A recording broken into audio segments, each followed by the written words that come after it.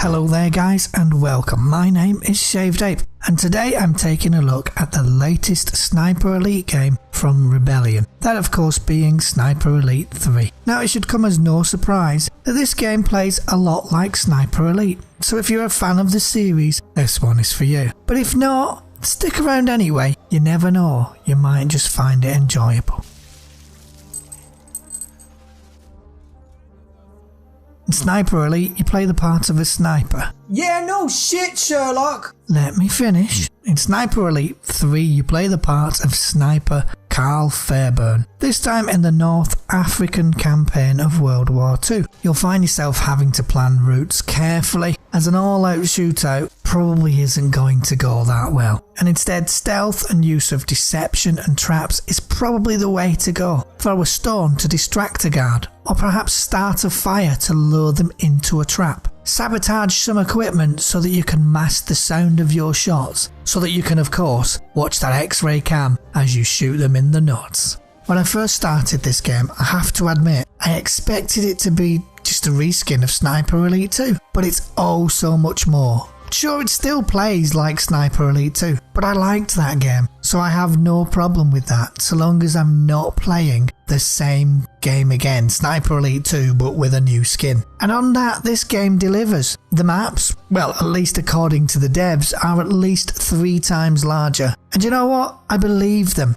I like the choice of where to go, so I can play a tactical game and a stealthy one. And it's not only easy, but I have a lot of choices on how to do so. Now sure, I'm being pushed towards certain objectives, but how I get there feels much more like it's my choice than can happen in a lot of games. The AI is smart too. Now we're not talking amazingly smart of course, they still have their blonde moments for sure. Some will casually return to their patrol despite sustaining a gunshot wound to the leg, while others are slow to react to your presence. Granted though, these things are not the norm. For the most part, it still feels like they would kick your ass given half a chance.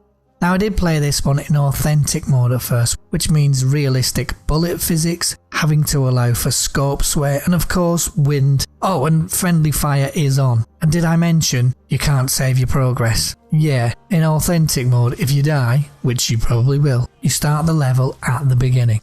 After about 2 hours, most of which I spent on one level, I decided to lower the difficulty, something I don't often do, but for this game I made an exception. I then chose to go for Sniper Elite, so almost as hard as authentic, or so I thought, but with the ability to save and something called tactical assist. For me this was just too easy. The tactical assist basically gives you a targeting reticle that shows you where the bullet will land, or indeed if something is blocking it, and I like having to figure it out for myself. Having something tell me just felt wrong. It's almost like there's no in between. It's either easy or it's difficult, and I kind of wanted in between. Happily, the game has custom difficulty modes, so you can choose the difficulty of your enemies, turn realistic bullet physics on, and of course turn the aim assist, sorry, I do mean tactical assist off. So with the new custom setting, I was still able to save my game, but I got that more authentic experience, which I really enjoyed.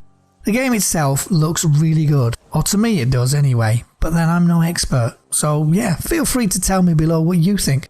Now Sniper Elite is just downright good fun. Taking out enemies from your carefully chosen vantage point and watching the bullet rip them apart from the inside just doesn't get old. Well, for me it doesn't, but then maybe I'm just easily amused. The relocate system is pretty good too if you want to play the stealth game. When your cover gets blown, you'll be given a heads up to relocate to avoid having to deal with enemies that now know where you are. If you're playing in a more authentic mode, the message about the relocate bar was a little confusing and, well, there is no bar, so while I'm not a dev, I can't help thinking that maybe that could have been turned off as well. The bar was.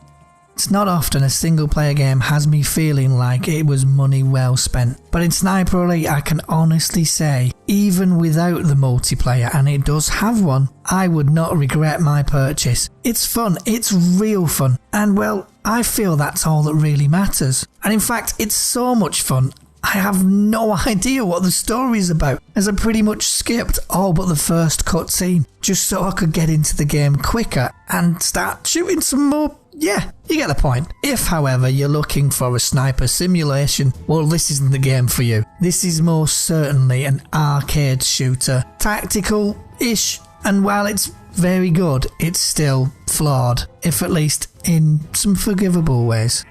I give this one 4 bananas out of 5. I could have gone for 5 since I'm having so much fun, but some of the glitches ate one of the bananas. Okay, and I think that about sums this one up.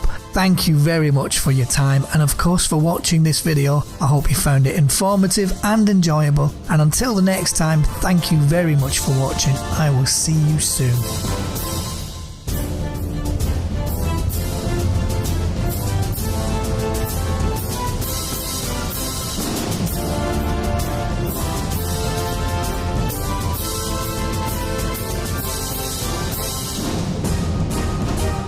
Thank you for watching, and if you haven't done already, please click like and subscribe.